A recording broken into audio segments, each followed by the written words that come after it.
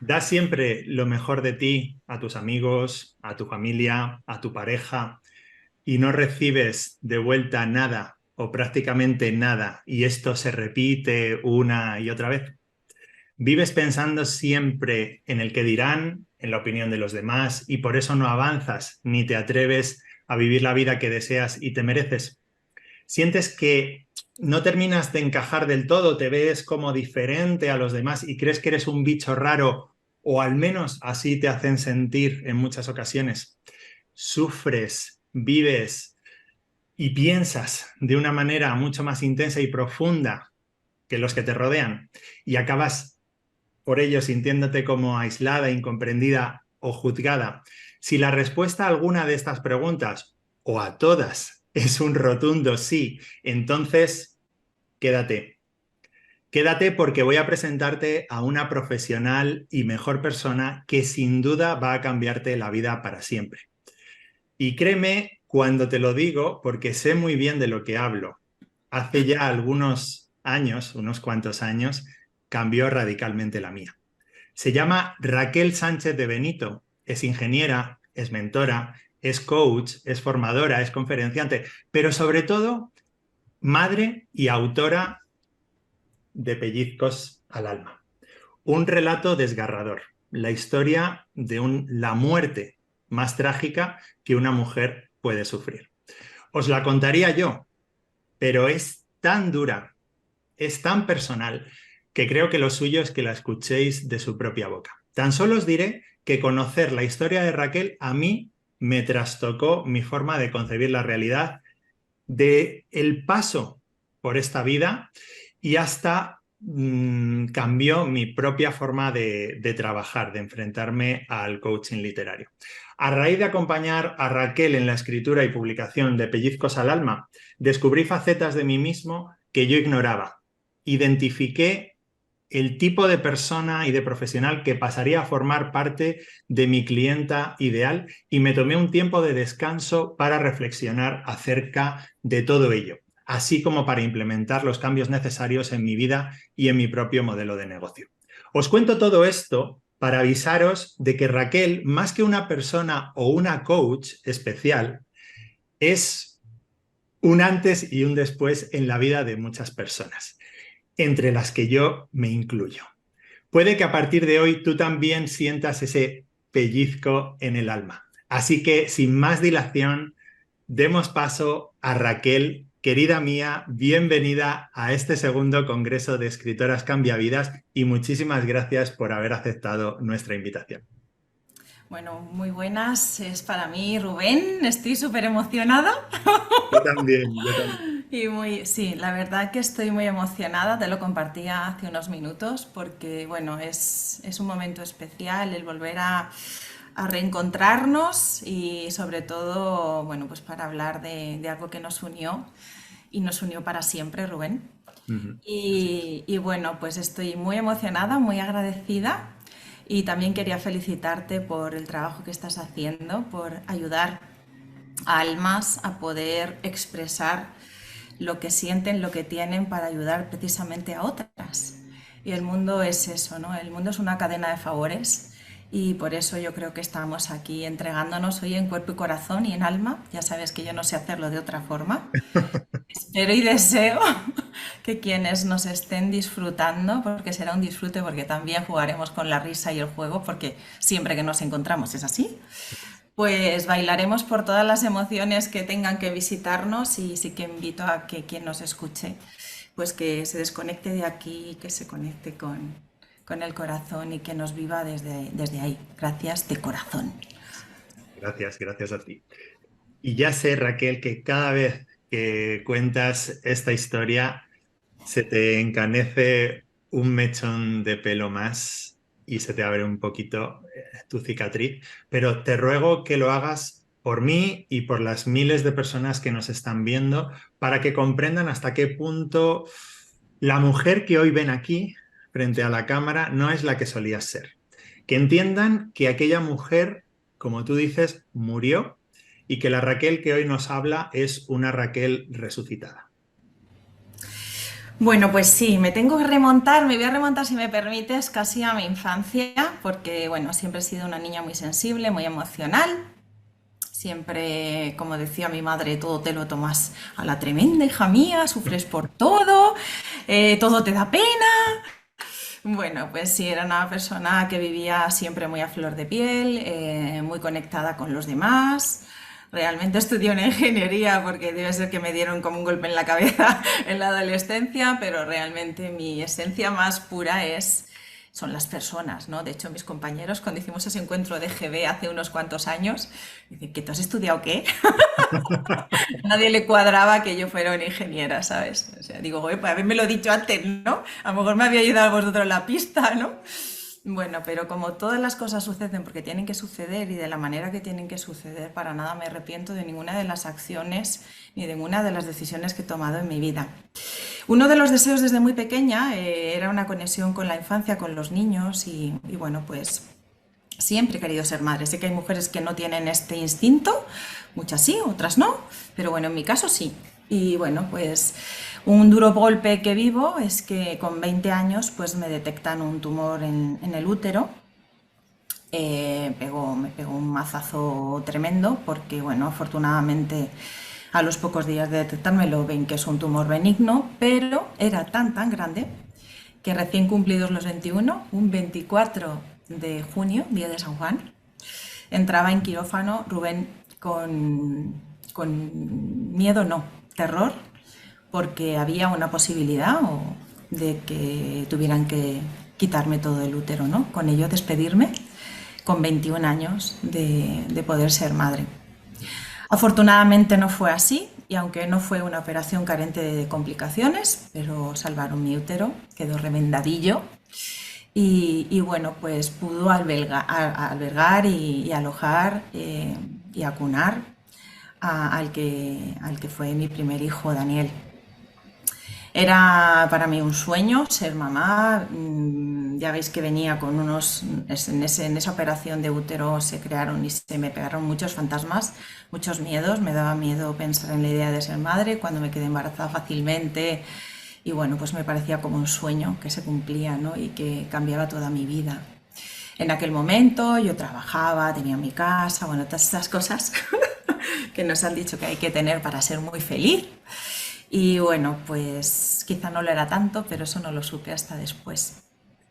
Y bueno, pues efectivamente, un 23 de febrero, un golpe de estado, que tú y yo sabemos que hay un capítulo en Pellizcos que se llama así, pues Daniel llegó a la vida y bueno, pues traía oculta un problema. Entonces esa noche cuando nació, bueno, pasamos juntos las primeras horas.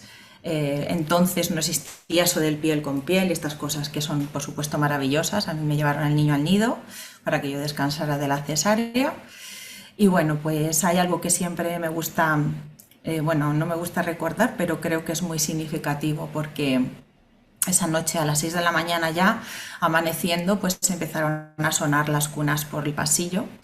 Ya nos traen al niño, ¿no? Sonaban las cunas, sonaban las cunas, sonaban las cunas hasta que dejaron de sonar las cunas. Ese silencio creo que ha sido el silencio más terrible que yo he podido experimentar en mi vida. Y ese silencio se rompió con una persona que abrió la puerta de mi habitación. Uf. Y me dijo, el niño no está bien. El niño se ha puesto cianótico, yo no sabía ni qué era eso. Ponerse un niño cianótico es que la piel se le torna azulada porque no oxigena bien. Hay algo importante de corazón. Hemos llamado no hay neonatología en este hospital, hemos llamado a cardiólogos que lo tienen que valorar, pero no tiene buena pinta. Bueno, pues ahí Rubén empezó mi destrucción, empezó mi muerte en vida. Transcurrieron los días, por no enrollarme mucho, a Daniel lo operaron, fue intervenido a los poquitos días de nacido, 7 horas de intervención. Yo lo tuve que vivir en el hospital donde nació porque no me dejaron trasladarme. De ahí la violencia obstétrica que también experimenté, que también fue producto de algo que tuve pues, que trabajar. Esa culpa de no poder acompañar a mi hijo. Todo lo viví en diferido, desde otro centro a 40 kilómetros de donde estaba mi hijo. Y lamentablemente Daniel, a los 6 días de nacido, pues voló al país de nunca jamás. Se me apagó la vida, se me rompieron todos los credos, quería morirme. Una mujer sensible, emocional, que tenía 29 años para cumplir 30, a la que en principio ya tenía todo lo que se suponía se podía tener para estar feliz en la vida. De golpe y porrazo, todo se cayó. Y caí en el peor de mis infiernos. Y bueno, pues experimenté una depresión muy grande. Se me borró la risa, se me borraron las ganas de vivir. Y pensé que nunca, nunca, nunca, nunca, nunca, nunca más, Rubén, volvería a la vida. Por eso me llama tanto la atención eh, una frase que a mí me maravilla y que te he escuchado en algunas ocasiones y que conociendo tu historia de vida no deja de asombrarme y no deja de reconciliarme con la vida y llenarme de esperanza, ¿sabes? Siempre que atravieso un momento oscuro me acuerdo de esa frase tuya, que es: mi sonrisa me salvó la vida. Y yo muchas veces me pregunto, ¿entenderé del todo las implicaciones que tiene para Raquel esta frase? Pues esta frase surge un día, no sé cómo ni de dónde, como tantas cosas que surgen de mi boca, que no sé de dónde sale. Bueno, sí lo sé. Y bueno, yo siempre me he caracterizado por ser una mujer muy sonriente, una niña muy alegre, la niña de ojos grandes y sonrisa alegre, ¿no? Cuando muere Daniel, yo ya no sé quién soy. Pero hasta el punto de no recordarme. O sea, es como si se me hubiera borrado la memoria y empiezo a ser un alma en pena, que va por la vida mendigando, a veces cariño, a veces un gesto, un abrazo, a veces metida en la cueva porque tiene terror a que alguien diga algo que la rompa en añicos. Y me diluyo. No hay nadie, no hay nada, ¿no? No queda nada inservible, inútil, como decimos en Pellizcos. Además, afecta, o sea, lo vivo como que yo tengo un defecto, ¿no? Lo vivo como algo defectuoso en mí, ¿no? No como una circunstancia que he vivido, sino como un defecto que tengo, ¿no? Y entonces hay momentos en mi vida, un momento en concreto en el que me encuentro con una persona que me recuerda a la niña que fui. Y resulta que esa niña era una niña alegre, una niña pizpireta, conectada a la vida, una niña con un espíritu disfrutón. Y digo, mira, me da un escalofrío, ¿no? Si yo soy esa, si yo soy una mujer llena de vida,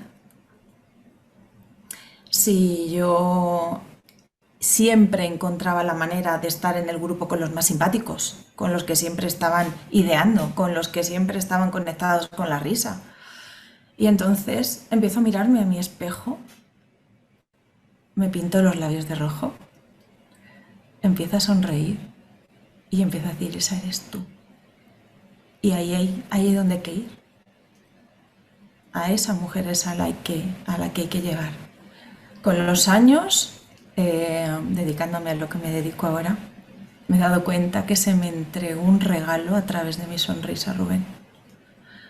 Y que lo regalo al mundo a día de hoy con toda la intención, porque nunca doy puntada sin hilo, para precisamente poder ser aquella sonrisa que inspire a otros que estén en las circunstancias en las que estoy yo.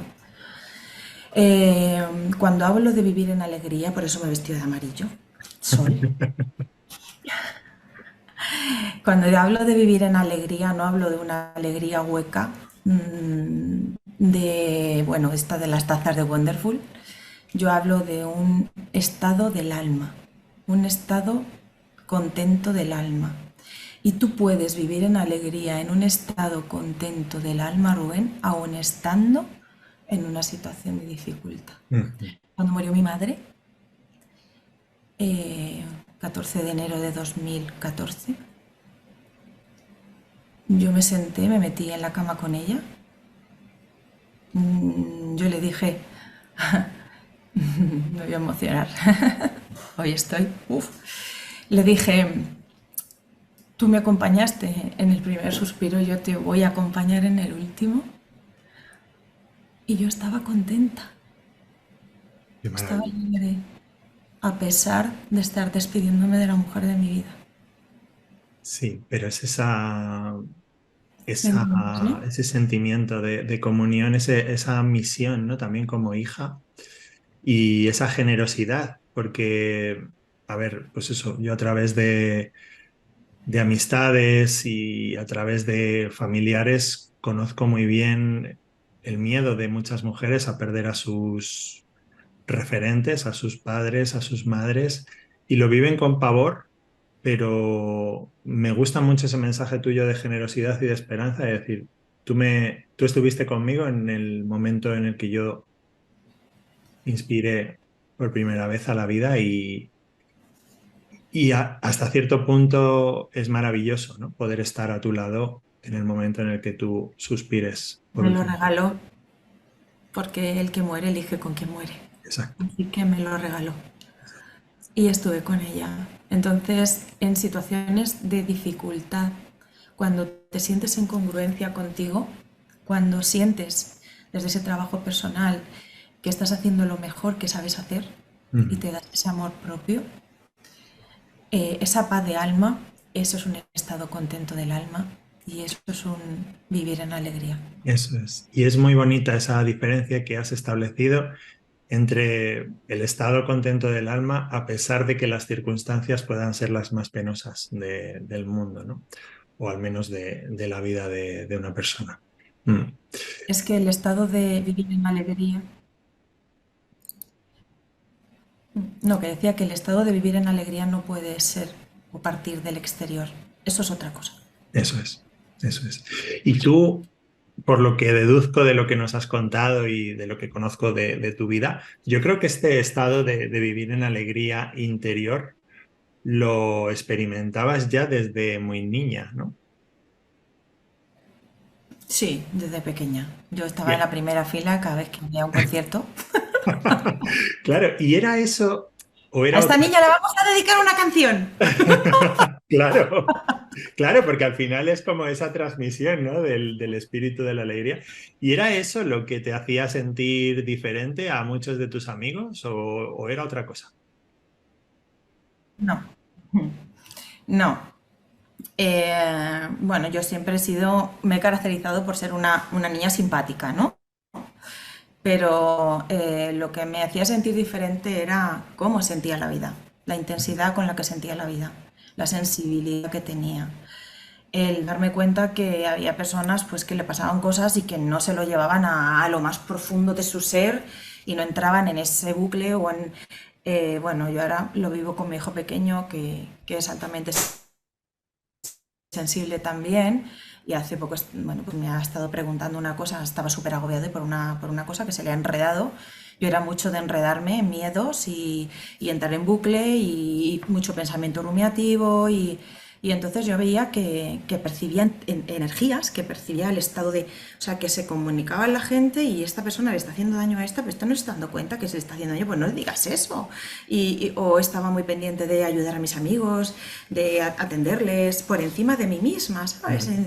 O sea, pues yo qué sé, yo era de la que tenía novio y le decía a mi novio que acompañara a mi amiga a casa. O sea, ¿esto cómo se puede? ¿Sabes? O sea, Sí. Y tú no, ya me dejas a mí, me acompañas a ella, ¿sabes? de alguna manera, de alguna manera sentiste que esta alta sensibilidad tuya era tu mayor enemiga o no sé, ¿cómo conseguiste reconciliarte con esa sensación? Bueno, claro que he sufrido mucho por ella, claro. Y yo me reconcilio con mi sensibilidad ya habiéndome reinventado, habiendo empezado a trabajar en el mundo del desarrollo personal y un día de repente conozco que existe una cosa que se llama la alta sensibilidad y ya es Ujú. como, ¿qué? Esto soy yo. O sea, lo descubro una madrugada de vacaciones y mando mensajes a dos amigas y digo, ¡ah! Mirad, y dice, pero si eres tú. Y Sí, claro, cuando empiezo a investigar el rasgo digo, ya entiendo. Es la ah, pieza claro. que me faltaba al puzzle, ya me dedicaba al mundo de desarrollo personal y yo decía, ay, mira, pues atraigo a las personas que son como yo, muy sensibles y muy emocionales. O Sí, sea, es que al final éramos energía pura que nos estábamos contagiando constantemente. Entonces, empiezo a trabajar en el rasgo, empiezo a conocer el rasgo y empiezo a amar mi parte sensible, dándome cuenta que es la luz de mi duende. exacto. Qué bonito. Este proceso de toma de conciencia que yo descubrí contigo, lo he vivido en propia carne y lo he revivido en carne ajena en muchísimas ocasiones, ¿no? Y yo lo comparo, me gusta a mí compararlo con una fotografía muy famosa que fue la primera que se tomó de la Tierra desde la superficie lunar. Fue en una misión, el Apolo 8. La misión del Apolo 8 era simplemente tomar fotografías de la superficie lunar, ¿no? Como para cartografiar la Luna. Pero en una de esas, casi por accidente, apareció la Tierra por detrás de la superficie lunar y se tomó la primera fotografía de la Tierra desde fuera de la Tierra, ¿no? Y esa fotografía, cuando se reveló por parte de la NASA, se divulgó, la llamaron The Rise of the Earth, que es como el amanecer de la Tierra, y provocó una oleada casi mundial de algo que se denominó el efecto perspectiva, que es cuando por primera vez eres consciente de ¿Mm? que eres algo, algo más que tú, ¿sabes? Que como que formas ¿Mm? parte ¿Mm? de algo ¿Mm? más grande y que ¿Mm? algo que tú sentías, que algo intuías dentro de ti, ¿Mm? efectivamente lo puedes ver en una fotografía, lo puedes ver en un libro. Cuando una coach como tú lo menciona en un vídeo, dices, ahí, eso soy yo, ahí ¿Mm? estoy, ¿sabes? Entonces, ¿Mm? ¿Mm? por ejemplo, que luego hablaremos, ¿no? de la clase gratuita que compartes con nosotros y que encontraréis el enlace debajo de este vídeo. eh, yo se lo he recomendado a diversas amigas mías que intuyo que son personas de alta sensibilidad y efectivamente, todas ellas ha Han obrado resonado.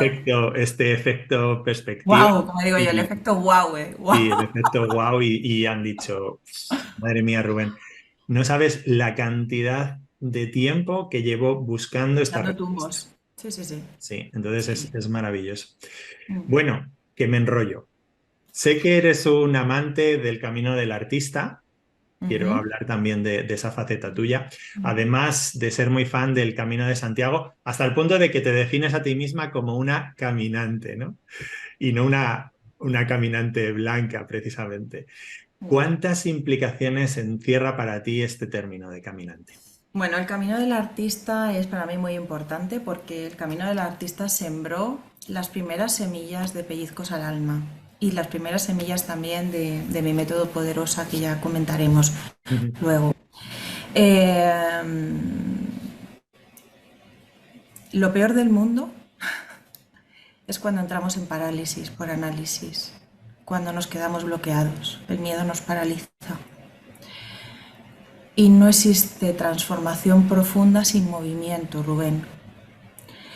Yo me visualizo siempre caminando. De hecho, cuando volví al trabajo después de esa cuarentena horrorosa sin hijo, donde tu cuerpo está expresando constantemente que tú estabas embarazada, lo quieres esconder bajo todo para no que nadie, porque la gente te dice, ¿estás embarazada? Claro, más de una persona y más de dos, ¿no? Quieres hacer todo lo posible por esconderte. Recuerdo que cuando regresé al trabajo, lo que hacía a media mañana era ir a caminar y a llorar. Era todo uno, ¿no? El movimiento me ayudó mucho, en general me ayuda mucho, porque también me activa mucho la parte creativa, que es la parte tan importante, ¿no? Tres pilares fundamentales en mi trabajo y en mi vida son la creatividad, la sensibilidad y la espiritualidad. Y siempre soy impulsadora o incito a la gente a dar pasos, pequeños pasos de bebé, porque yo siempre digo que al principio yo me sentía más bien rectando que caminando, porque iba arrastrada por el suelo. Pero esos primeros pasos no te llevan donde desearías estar, pero sí que te sacan de donde estás. Ujú, Y ese primer movimiento, esos primeros movimientos son súper importantes. ujú. Entonces, caminar es muy simbólico, muy metafórico. El camino del artista es un viaje de vuelta a casa, de vuelta a ti. Para mí es apasionante, lo guío una vez al año. Y el camino de Santiago, ¿qué te voy a decir? ¿No? Mira, tengo aquí la pulsera, ¿ves aquí? Es una experiencia de vida que te conecta con la humildad, con la sencillez, con ir con tu mochililla, con cuatro cosas, yo que soy de echar todo. Y es no, esto me sobra, no lo necesito, esto tampoco. Podemos vivir con tan poco y podemos apreciar tanto la mirada de esos caminantes que te encuentras en el camino, que es una mirada cómplice, es una mirada Es de verdad. fe, de esperanza, de confianza de que tu cuerpo va a resistir porque dudas, porque te duelen los pies, porque te salen ampollas. Y esa es la resiliencia del ser, ¿no? La capacidad de rehacernos y creo que es fundamental el dar pasos, por favor, no os paralicéis. Qué maravilla. Pues mira, mientras escucho tus palabras, me vienen a la cabeza otras de otro caminante cuya trágica vida y cuya obra no puedo admirar más y tú le conoces bien.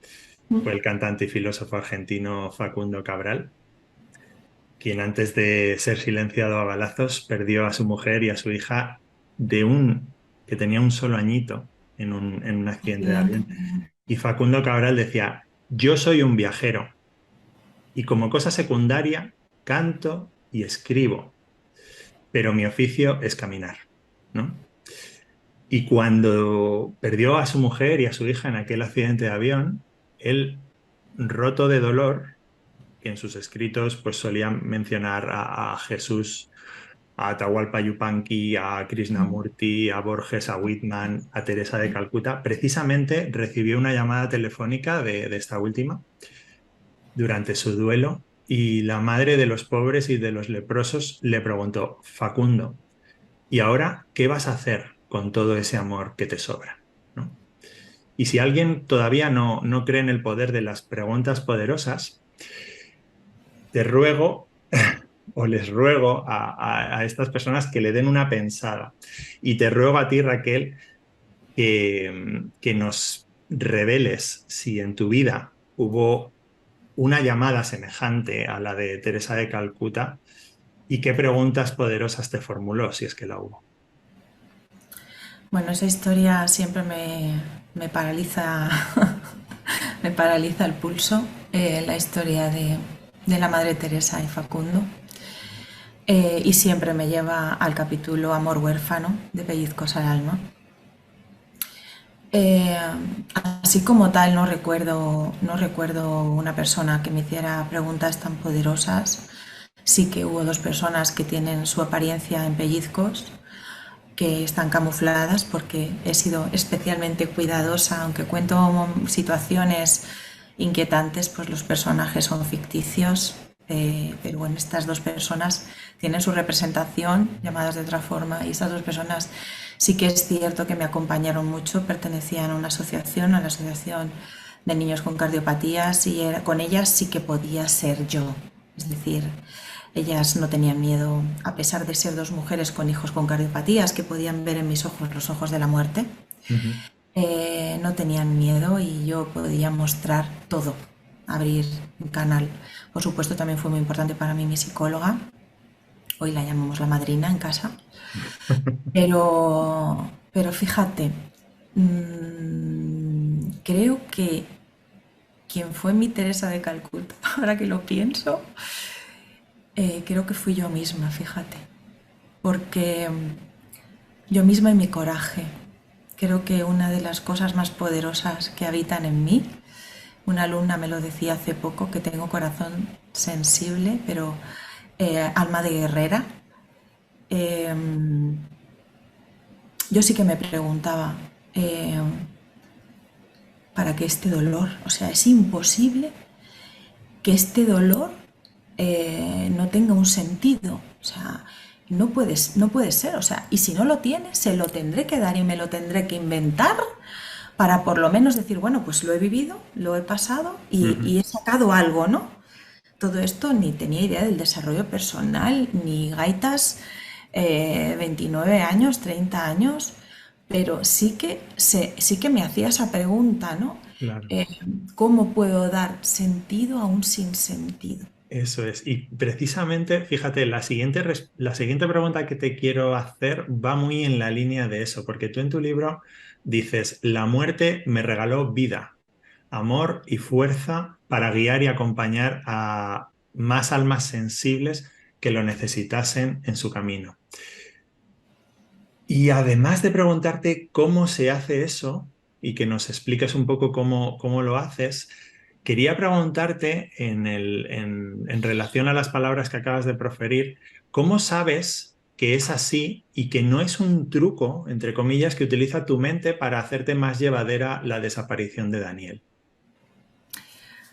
Pues es una fantástica pregunta, la verdad. Bueno, voy a decir una de mis racheladas. Bueno, la voy a compartir. Venga. Antes, tú ya sabes, es que es muy fuerte. Tú ya sabes que yo pinto piedrillas. Ujú. ¿Tienes alguna mía? La Sí, playa, ¿no? sí, sí, sí. Bueno, pues antes de empezar, digo, voy a sacar. Tengo tres sacos. He elegido un saco aleatorio, tengo otros dos más. Y digo, voy a sacar una piedra a ver qué mensaje me trae la vida, ¿no? Para este encuentro con Rubén. Y mira qué mensaje me ha traído. Elijo vida. Tengo un montón de piedras, ¿eh? Creo que este solo está una vez. Amarillo. Me he hecho trampa, ¿eh? Y ese ha sido el motivo, ¿no? Mira, te lo voy a contar. Ujú. Mm, por supuesto, han pasado 19 años. Esto si me lo preguntas hace 18, te diría que soy el ser más desgraciado del mundo, que solo tengo mala suerte, porque me lo creí. Ujú. Que la vida, pues hay algunos que nacen, ¿no? Con una flor en el culo, pues yo no. Yo he nacido con el 0,00002 de porcentaje de que las cosas, ¿no? Totalmente creía eso, ¿no? Me creía el ser más desgraciado, la mujer más abocada al sufrimiento del mundo mundial. Ya te digo que sí que me preguntaba y sí que había una búsqueda que empezó hace 19 años, una búsqueda, y afortunadamente en mí hay una buscadora incansable, porque como he sufrido tanto, Rubén, como he querido tantas veces morirme, eh, nunca he tenido un intento de suicidio y ahora me gustaría también hablarte de esto porque creo que es muy importante, pero sí que me quería desenchufar de la vida, ¿no? O que el corazón parara, ¿no? Pero me di cuenta que el corazón, por mucho, por muy mal que yo lo pasaba, el tío seguía ahí, dale que te pego, ¿no?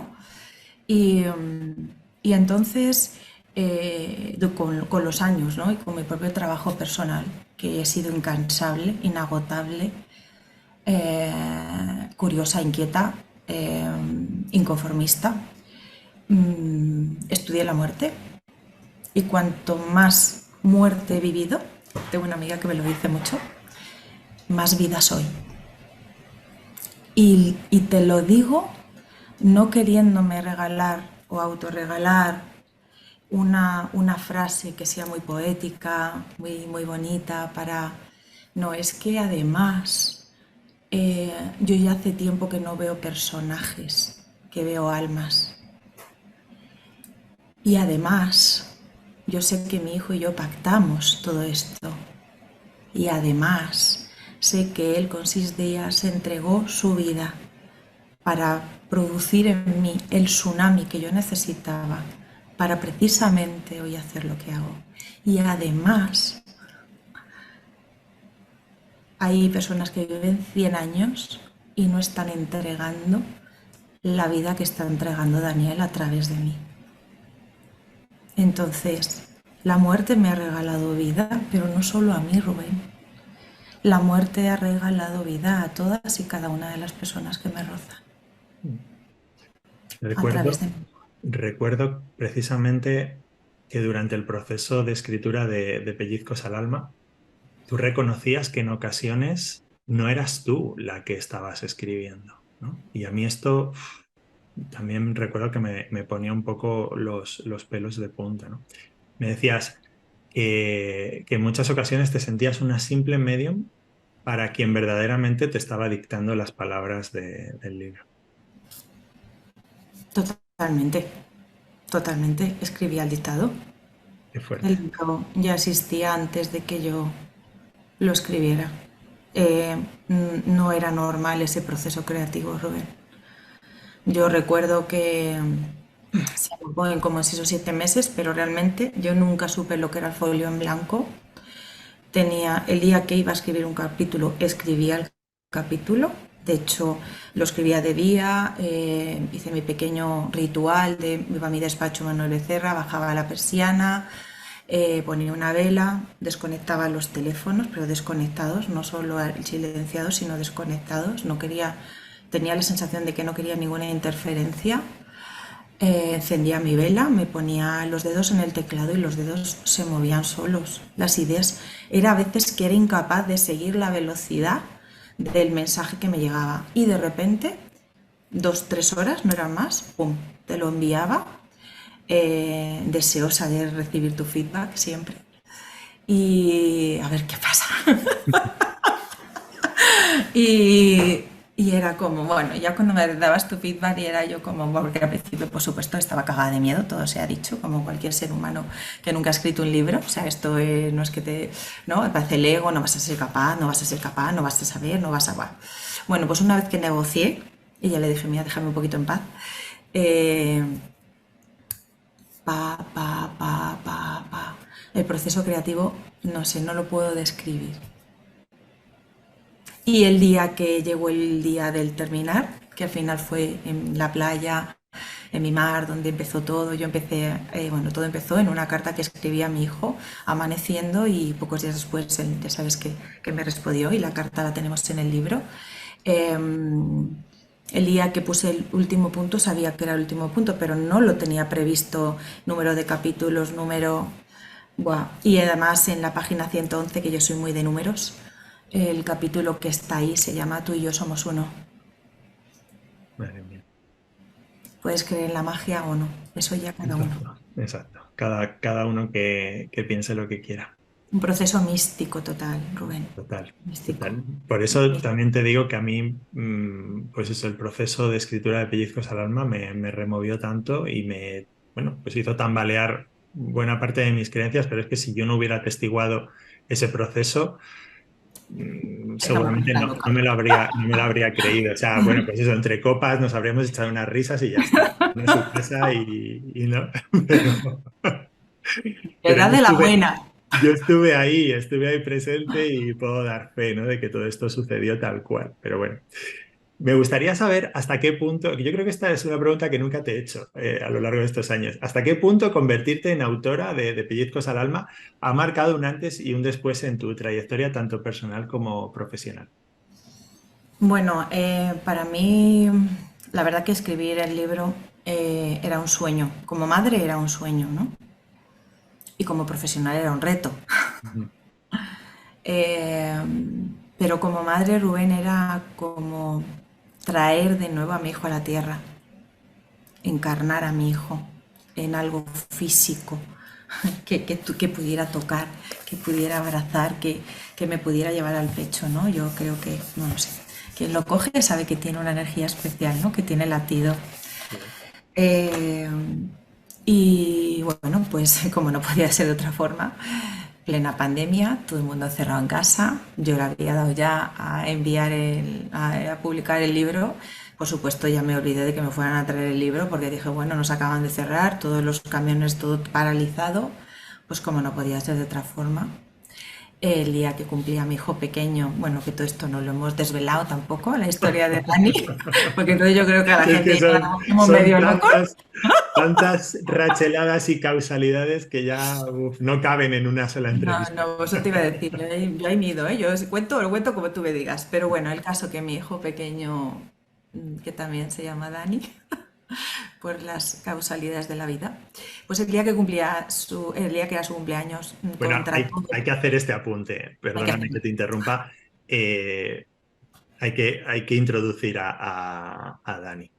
O sea, Vale, me explícanos lanzo, cómo ¿no? llega Dani a tu vida, porque es que si no, la gente no lo va a No entender. lo va a entender, es verdad. Hemos empezado y es que no sabía si Sí, entrarlo. Bueno, sí, sí, sí. bueno, pues después de nacer Daniel, que en el año 2004, en el año 2006 nació Alejandro, que es mi segundo hijo biológico, mi primero vivo.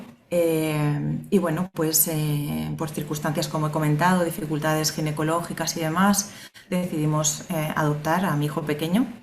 Y bueno, pues entregamos la documentación en el año 2008, en el año 2011. Habíamos perdido como la pista a que pudiéramos realmente llegar a tener a nuestro hijo. Bueno, pues como tenía que ser, como estaba escrito que fuera. Eh, entregamos la documentación, tuvimos los certificados y demás, y estamos a la espera de llegar nuestro hijo. Cuando tú adoptas en la Comunidad de Madrid, pasas por un periodo de acogida preadoptiva, con lo cual yo estaba muerta de miedo, no lo siguiente, porque hay una probabilidad muy pequeña, pero como yo soy la de las probabilidades pequeñas, ¿sabes? Pues había una probabilidad de que, bueno, pues al niño te lo puedan retirar, ¿no? Aunque vayas por adopción, hay una acogida preadoptiva. Bueno, pues yo estaba muerta de miedo, ¿no? Lo siguiente, pero algo me llevaba, bueno, eso no sé, esa fuerza interior que tenemos, que no, a veces creemos que no está, pero que nos da pistas, o esa intuición, ¿no? Que a veces no le hacemos caso, que llamamos corazonadas y que a veces no queremos ver, pero que está todo el rato impulsando, ¿no? Bueno, pues yo afortunadamente le hice caso a todo eso ya muerta de miedo, como casi todas las cosas que he hecho en mi vida, muerta de miedo. Tiré para adelante o tiramos para adelante, por supuesto. Y nada, me asignaron a un niño, a un varón, que se llamaba exactamente igual que mi hijo fallecido, que se llamaba Daniel. Daniel murió con 6 días, a Dani, porque le llamamos Dani, nos lo entregaron con 6 días. Daniel nació un día 23 y a Dani nos lo entregaron un día 23. Uno febrero y otro marzo, casi.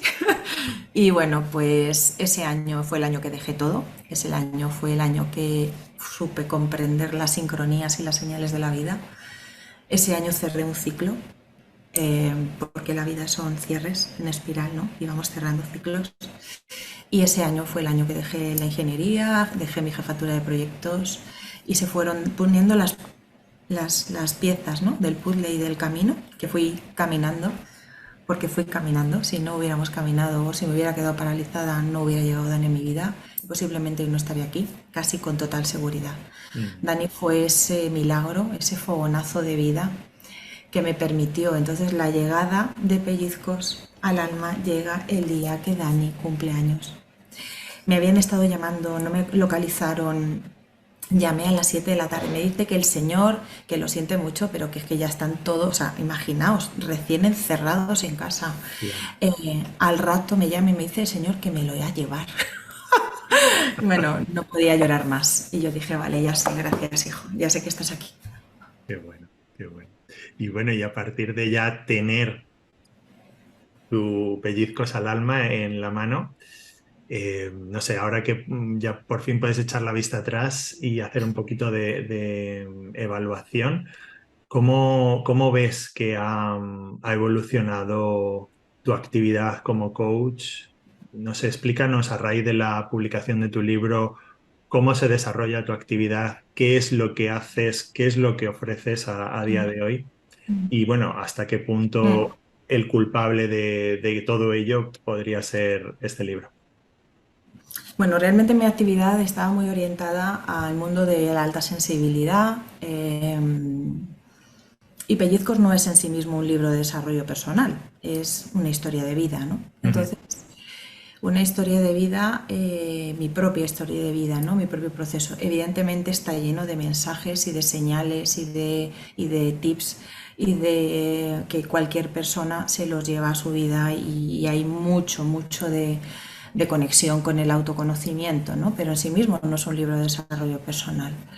Pero sí es cierto que Pellizcos abre otra vía que está siguiendo su camino, y sí que nace a través de Pellizcos y es mi estudio profundo de la muerte y todo lo relacionado con ello. Eso sigue su camino. Por una parte, por supuesto, estoy orientada a personas altamente sensibles. Acompaño puntualmente cuando lo siente mi corazón a personas que han perdido hijos, pero fundamentalmente hago procesos para transformar de las personas muy emocionales y ujú, sensibles a través de mis formaciones y de mi trabajo como coach. ujú. Pero a través de Pellizcos vuelvo a reconectar con el origen de todo. Es como si volviera otra vez al principio y me vuelve a colocar en esa necesidad de seguir investigando sobre la muerte. Y me abre la posibilidad y me conecta mucho más con esa otra pata que os he dicho, fundamental en mi vida, que es la espiritualidad. Ujú, Hay una frase que decía Nietzsche, que vivimos en una sociedad que ha matado a Dios. No hablo de Dios a nivel concepto religioso, religiones, sino vivimos en una sociedad, Rubén, que ha matado el sentido de trascendencia. ujú. Y para mí es fundamental. O sea, yo sé que entre las misiones que yo tengo en esta tierra, que tengo unas cuantas, está el ser un grito y una voz para todas aquellas almas que creen que somos esta carne que hay aquí y que creen que cuando muere esta carne, este cuerpo, se acaba todo. Yo, gracias a todo el trabajo que he hecho desde que escribí Pellizcos y todo lo que me ha llevado a estar en contacto con personas que han perdido hijos o con el duelo, se me abrió la posibilidad de conocer la muerte y de saber que la muerte es otra etapa más de la vida, pero no muere, muere lo físico, el cuerpo. El alma continúa y el alma tiene un viaje hermoso por hacer y por eso a veces vivimos experiencias muy dolorosas que no llegamos a entender en esta experiencia terrenal, pero que las necesita nuestra alma para seguir su evolución consciencial. Y eso todo ha sido a raíz de conectar con la muerte y a su vez conectar con la vida. Y en esa, me ha gustado mucho esa frase que has dicho para resumir un poco lo que ha supuesto en tu vida reconectar con la muerte. Eh, entiendo que ahí tiene el origen, ¿no? Quizás esa escuela de vida, la escuela de vida, ¿no? Que estás desarrollando, porque entiendo que el método Poderosa Sensibilidad tiene más que ver con las personas altamente sensibles, pero a mí también me interesa, aparte de que nos hables del método Poderosa Sensibilidad, me interesa mucho saber Mm. qué hay de todo esto que estamos hablando en la escuela de vida. Bueno, pues como no podía ser de forma de esta otra rachelada más, estoy paseando por el mar, que ya sabéis que allí es como que me empiezan a llegar todos los mensajes, bom, bom, bom, bom. Y entonces estaba al mes de agosto, yo camino mucho, me encantaba madrugar, ver amanecer, la playa. Y entonces estoy en uno de mis paseos y ¿qué voy a hacer este año? ¿Qué voy a hacer este año? Se me dibuja la palabra escuela de vida. Escuela de vida. Y el siguiente mensaje que me llega es, Raquel, no sabemos vivir. Y yo, es verdad. Y entonces digo, entonces claro, tengo que crear una escuela de vida donde también hable de la muerte. De hecho, Claro. tenemos un montón de sesiones donde hablamos de la muerte, ¿no? eh, de la enfermedad, de la muerte, de todo, porque es que la vida está llena de vida. Entonces, dicho y hecho, llego a Madrid, tengo que crear una escuela de vida, una comunidad de personas que quieran crecer conmigo en mi acompañamiento, por supuesto tirando de las personas altamente sensibles, que no, que es como el perfil de persona que resuena con lo que yo soy, Eso es. pero me doy cuenta que la gente cree que tiene mucho miedo a la muerte y lo que la gente tiene miedo es a vivir. Eso es, eso es, eso es. Sí, sí, es Entonces, verdad. Creemos que tenemos miedo a morir y lo más triste es que, no sé si será es por ese miedo a morir, pero a mí me da la sensación de que es otra cosa. Pero es otra cosa. tenemos miedo a vivir. Mm. Entonces, es como elijo vida. Elijo vida, como en la piedrecita, claro. Y bueno, pues ¿qué hago con esto? Pues fusiono todo, ¿no? Es Muy como que bien. encajo todas las piezas. Está por una parte poderosa sensibilidad, que era el método que había creado para personas altamente sensibles, con el que llevaba ya 7 o 8 ediciones trabajando. Ujú. Está, por supuesto, Pellizcos al Alma. Dentro de la Escuela de Vida creo un club de lectura y el primer libro que trabajamos es Pellizcos. Creo cafés, creo, o sea, dentro de la escuela tenemos diferentes actividades. Por supuesto, el núcleo central es la alta sensibilidad. ¿Y por qué? Porque me doy cuenta, Rubén, que, bueno, primero sabemos que las personas altamente sensibles son un 20% de la población, tanto en hombres como en mujeres. Ujú. Es decir, hay un porcentaje pequeño, pero hay un porcentaje muy considerable de personas que tenemos una emocionalidad, una empatía muy alta, un todo tomarlo en esa profundidad, una capacidad de captar las sutilezas, una sobreactivación excesiva, es decir, son como son las características. Entonces, yo quiero seguir dando soporte, quiero seguir gritando que la alta sensibilidad no se vea solo como esa dificultad o ese punto negro que tienes en tu vida, sino que además hago todo lo posible para que la gente se reconozca en ella y se empiece a enamorar de ella. No hay manera de tener amor propio si no amas tu esencia. Y no hay manera de amar tu esencia si no la conoces. Ujú. Entonces, primero conocer tu esencia. ¿Por qué? Porque me llega gente con un montón de depresiones, con enfermedades autoinmunes que no te puedes imaginar. Todas producto de estar enquistada la emoción. Cada vez hay más fibromialgia, esclerosis múltiple, lupus. Personas que están pasándolo fatal. No sabemos gestionar las emociones porque nunca nadie nos ha enseñado. Y encima tenemos una culpa del copón porque creemos que tendríamos que hacer las cosas mejor. Entonces la gente viene dando tumbos, han hecho un montón de cursos, han estado en no sé cuántas terapias, pero les falta como la pieza nuclear, el El, núcleo. el Y es efecto por eso que perspectiva. encajo todo ahí. Sí. ¿Y por qué crees que las personas altamente sensibles parece que vivieran constantemente en esa montaña rusa emocional? Como si se pasaran todo el día centrifugando el pensamiento rumiativo este que tú dices en la cabeza. Bueno, porque realmente nos ocurre eso, es decir, una persona altamente sensible que no está entrenada es un volcán emocional. Tenemos un amplificador emocional porque es que nuestro sistema nervioso es muy reactivo y Ujú. porque nosotros tenemos unas áreas en el cerebro que se sabe ya por estudios electromagnéticos que tenemos una mayor activación, Rubén. O sea, no es que te lo inventes, no es que seas una ñoña, no es que sea ñoñería, sino que tu cerebro funciona de otra forma. ¿Y qué ocurre? Que en nuestra sociedad no se ha No dado se nos ha dado eso, claro. el mismo poder y el mismo, pues esto, pues eso, no se ha reforzado la parte sensible, siempre se ha reforzado mucho la parte pragmática y práctica, ¿no? Entonces, ¿qué ocurre? Que ser sensible es ser débil, es una creencia que estamos respirando en el aire y ese es el golpe mío de la mesa, ¿no? Mi primer curso se llamaba Soy sensible y qué. ¿Sabes? Era como a ir a sacando el coraje, ¿sabes? Como, sí, soy una tía sensible, sí, soy una tía emocional. Ahora, a mí no me identifiques como una mujer débil porque yo no me considero una mujer débil. Muy bien. Entonces, cuando te has comprado todas esas creencias, es verdad que como procesamos la información de una manera muy intensa, rumiamos mucho. Nos tienen que Claro. enseñar a dejar de rumiar, nos tienen que enseñar a manejar nuestro discurso interior, nos tienen que enseñar herramientas prácticas y concretas porque somos un globo de emociones en un mundo de alfileres y si no las aprendemos, explotamos. Exacto. Y si Entonces, pudieras para eso aconsejar, es necesario un trabajo con una profesional. claro, si pudieras aconsejar a una persona que encaje, que sienta, viendo esta entrevista, que encaja en esa descripción, si le pudieras recomendar una serie de cambios para reconectar con su verdadera esencia, Mm. dejando atrás todo ese sufrimiento y todo ese sentimiento de culpa, ¿cuáles serían? Pues un poco lo que compartimos en esa clase que vamos a regalar para que la gente pueda disfrutarla, pero lo resumo muy brevemente. El Ujú. primero ya lo he dicho y es conocer tu alta sensibilidad. Nunca vas a amar algo que no conoces. Y si lo que conoces es tu esencia y no lo conoces y siempre te parece una dificultad, pues al final nunca hay autoamor.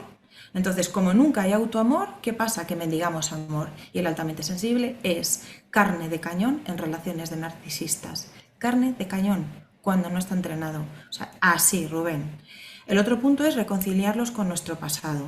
Nosotros somos personas que hemos sufrido, generalmente, muchos hemos sufrido mucho. Hay quienes no han estado en un contexto muy amoroso, muy comprensivo, pero como chirría ser tan sensible y tan emocional, hemos experimentado mucho dolor en nuestro corazón y en nuestra piel, a veces en el contexto cercano que nos quiere, pero no ha Ujú. sabido qué hacer con nosotros, ¿no?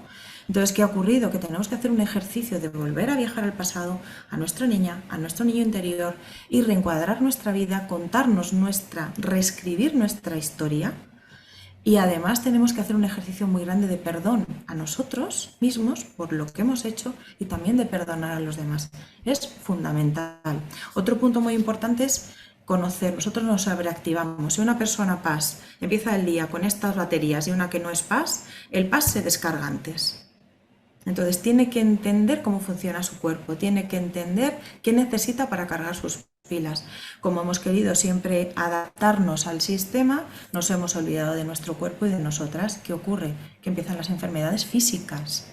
O sea, ya no estamos hablando de, pues estoy mejor, no, estoy hablando de salud, Rubén, Mm. pero así, de Ah, salud. sí, en Otro mayúsculas. Sí, punto sí, es que nos hemos colocado muchas veces en el rol de víctima. entiendo. Es que no me quieren, es que mira lo que piensan, es que no, es que, bueno, claro, como estamos todo el día dando, pues entras en decepción en cero coma, ¿no? Ahora, ahora la pregunta es, ¿y por qué das tanto, no? Hay veces que estás buscando tu propia identidad a través de la otra persona porque tú no tienes definida tu identidad. Entonces, como se te da bien ayudar, te pones a ayudar a trochimoche. Claro. Y ahí a morir por Dios, ¿no? Y Entonces, piensas que esa es tu identidad, claro. sí, y además como se te da bien y te devuelven qué buena eres, hasta que llega un momento en el que dices, ay, es que no me hacen caso, es que resulta que es que yo siempre soy la última, es que nadie me toma en consideración. Entonces hay un ejercicio muy importante y yo soy mi agitadora, es de víctima a responsable. Tú eres responsable de tu vida. Hemos podido tener un pasado de aquella manera, ya, pero no podemos estar todo el día buceando en las raíces porque no crecen las hojas del árbol. Entonces, llega un momento en el que, venga, vamos a ponernos al lío, A ¿no? caminar, a A caminar. caminar, a caminar. Otro punto, el marcar los límites y tomar decisiones, ¿no? Vale, Muy bien. pues no podemos marcar los límites porque, claro, no vaya a ser que piense que no soy buena, eso es horroroso. O sea, un altamente sensible que pueda pensar a alguien que no es generoso y bueno, en Uh, ese buenismo, eso es lo peor del mundo que te puede sí, pasar, ¿no? sí, sí, La sí, opinión sí. de los demás, la necesidad de agradar, entonces siempre estás pidiendo la vida de los demás, hasta que llega Claro. un momento que dices, pero ¿quién soy yo? ¿Quién soy yo? O sea, esta crisis de identidad la tienen todos los altamente sensibles, ¿no? Entonces, y tomar decisiones. ¿Cómo te da miedo tomar decisiones? Empiezas a preguntarle a todo titirimundi qué es lo que te viene a ti. Bien. Entonces, pues, a ver qué opinas tú. ¿Y tú? ¿Y tú? Entonces, claro, llega un momento que dices, pero ¿cómo vas a ver la gente mejor que tú? Lo que a ti te viene bien. Pero Claro. como no hay autoamor, no hay autoestima, no hay esa Por lo menos tienes el aplauso de los demás, claro. entonces, bueno, cuando lo tienes, pero Cuando lo claro, tienes, cuando no te dicen efectivamente. lo que tú quieres oír, entras otra vez en crisis. Claro. Entonces es necesario aprender herramientas concretas, Rubén, pero herramientas que enseño yo paso a paso. Es decir, método para poner límites. Sigue el uno, 2, 3, sin culpa, ¿eh? Porque poner límites con culpa no vale. Es decir, ahí tienes que aprender a poner límites y Sí, sí. ponerlos sin culpa, ¿no? Que ya es el top, la excelencia, ¿no? Pues tomar decisiones, bueno, voy a aprender, ¿no? Y utilizo herramientas como PNL y otras para incorporarlas en el método, porque bueno, en definitiva es un método transformador, o sea, hay que hacer ejercicios, hay que implicarse, porque sin trabajo no hay transformación. Eso está Vamos, más que claro. Y el último, bueno, otro punto también muy importante, ya el sexto, y ya casi terminamos, es crear relaciones sanas.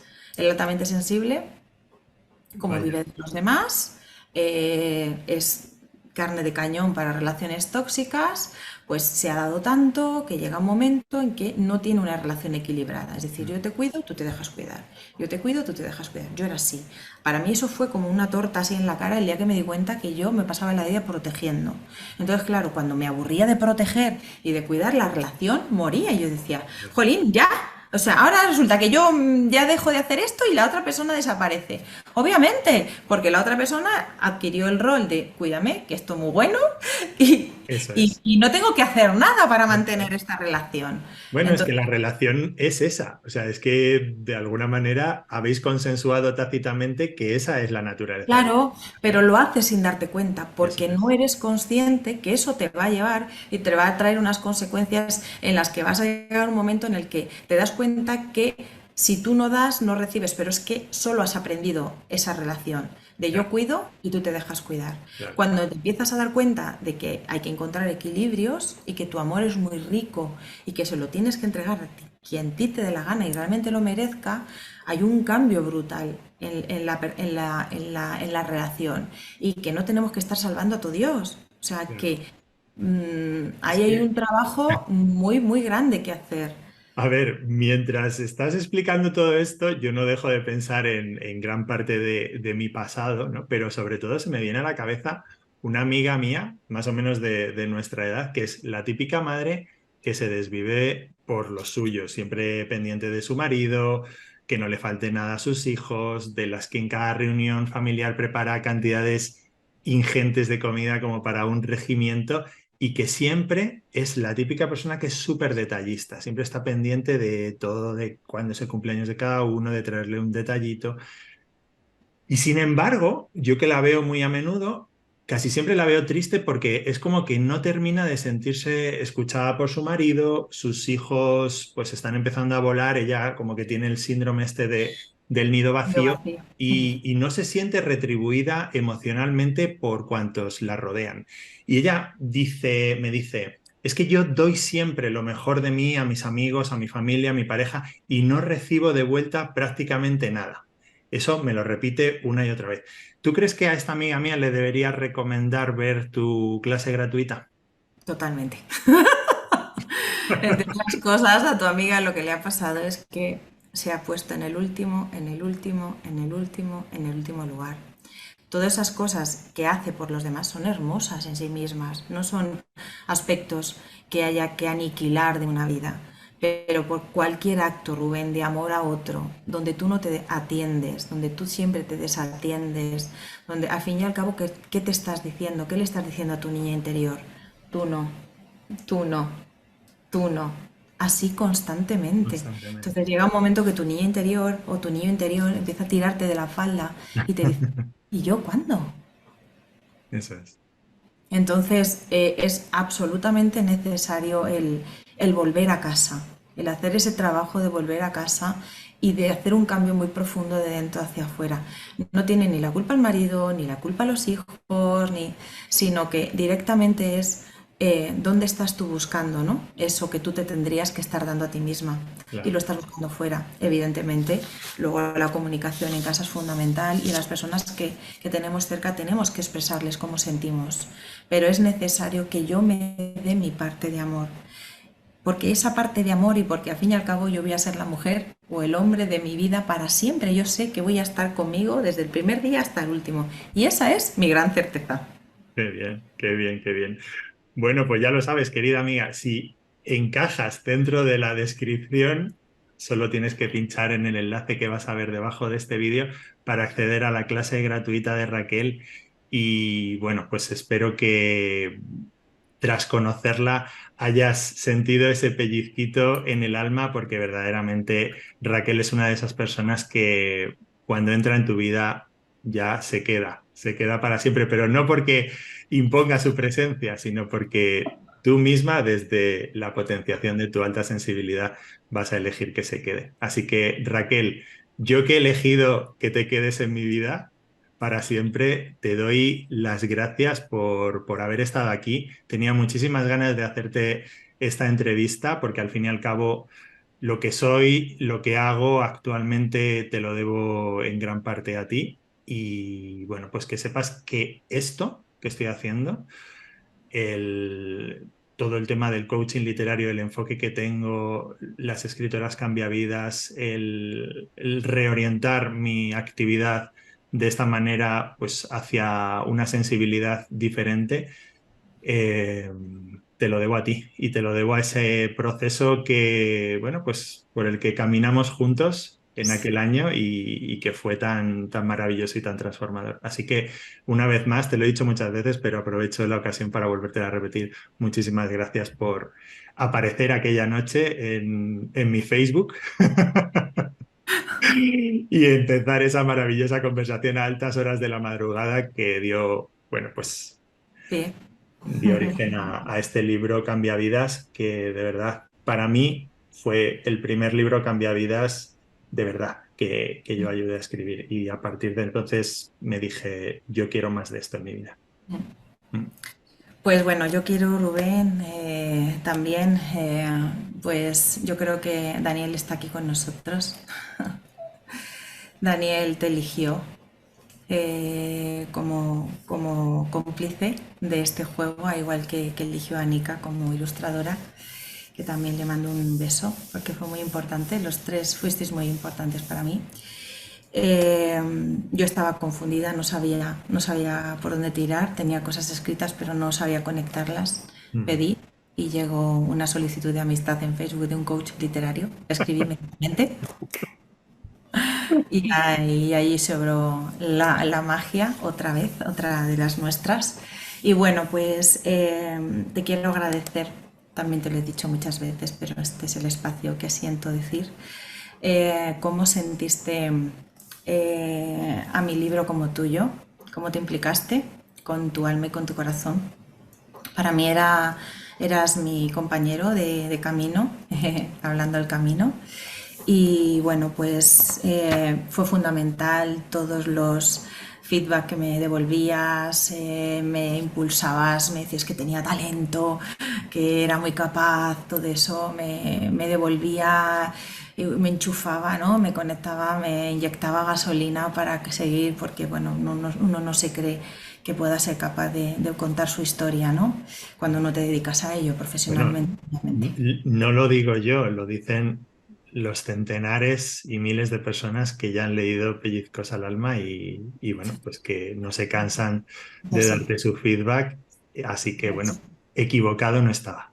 No lo estabas, y pero bueno, te tengo que agradecer que vieras en mí ese potencial para seguir y bueno, pues nos eligió, Daniel nos eligió a los tres y yo creo que ha estado aquí con nosotros porque yo he estado con la piel erizada todo el tiempo.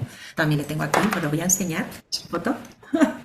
Qué Y guapo. bueno, pues que estoy muy agradecida en la vida porque he venido aquí a inyectar vida, Rubén. Las historias de verdad curan más que la medicina y necesitamos historias de verdad. Así Eso, que gracias por hacerlo posible. Te amo. eso. Gracias. Muchas gracias a ti. Un beso enorme. Muy pronto te abrazaré, te apapacharé. Uy, que tiro el vaso. Así que, bueno, pues eso. Lo dicho, Raquel. Muchísimas Gracias. gracias, que Un te quiero un placer. montón y Te quiero. que estás en mi vida para siempre. Para siempre. Así es. Chao. Un beso. Chao a todos. Gracias.